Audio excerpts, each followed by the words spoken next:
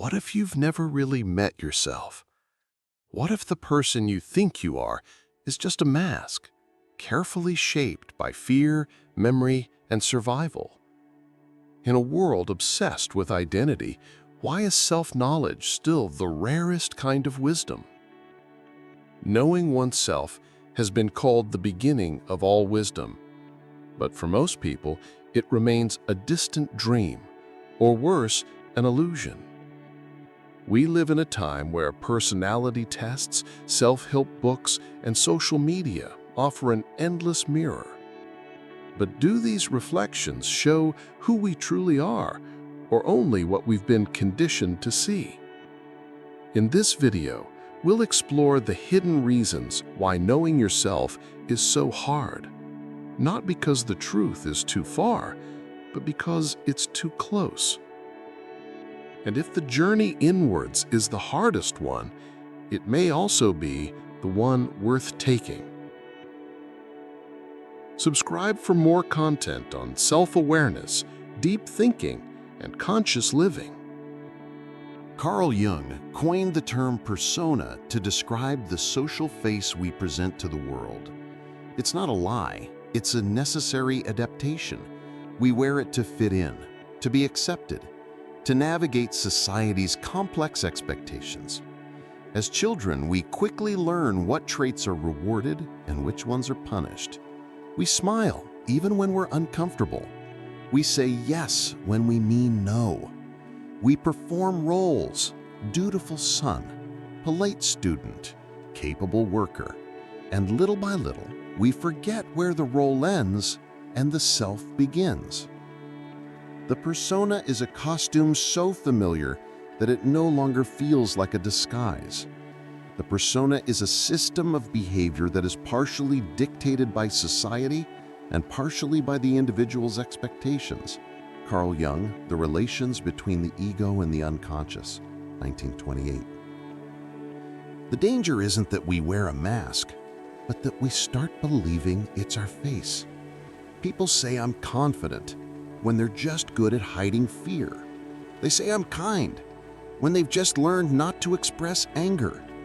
Self-knowledge becomes nearly impossible when we confuse social survival with inner truth.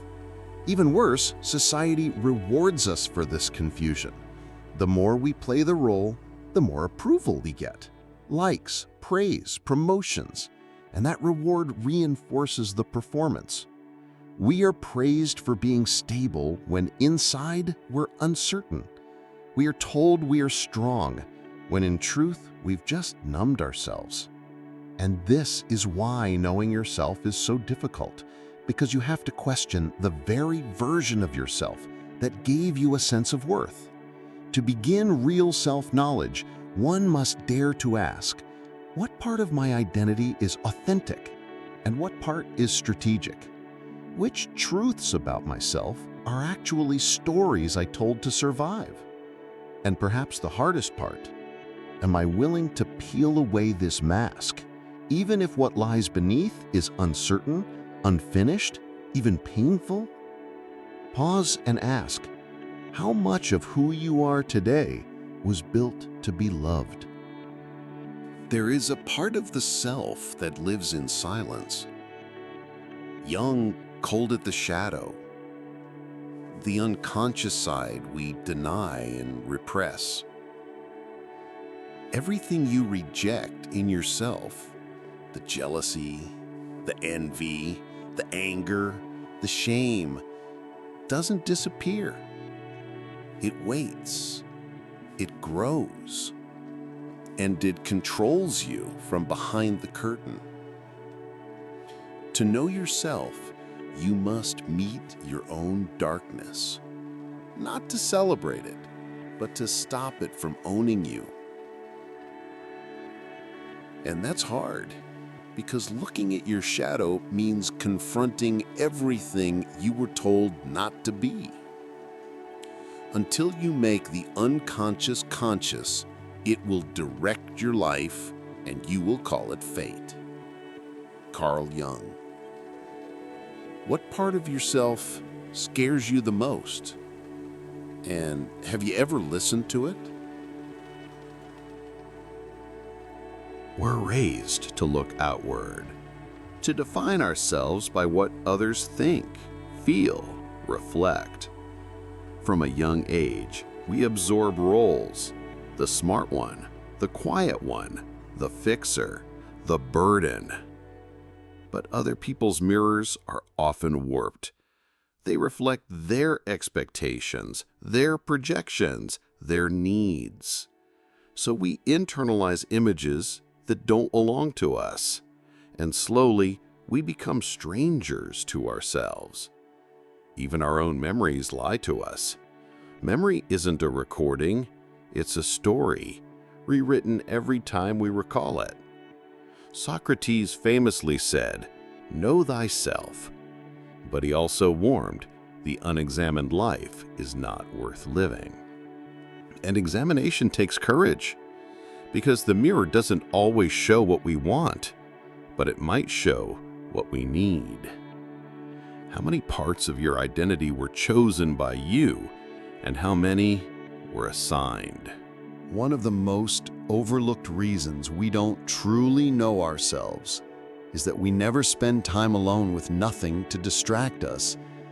We fill every silence with noise, scrolling, talking, rushing, achieving, not because we're busy, but because we're afraid of what we might hear in the quiet.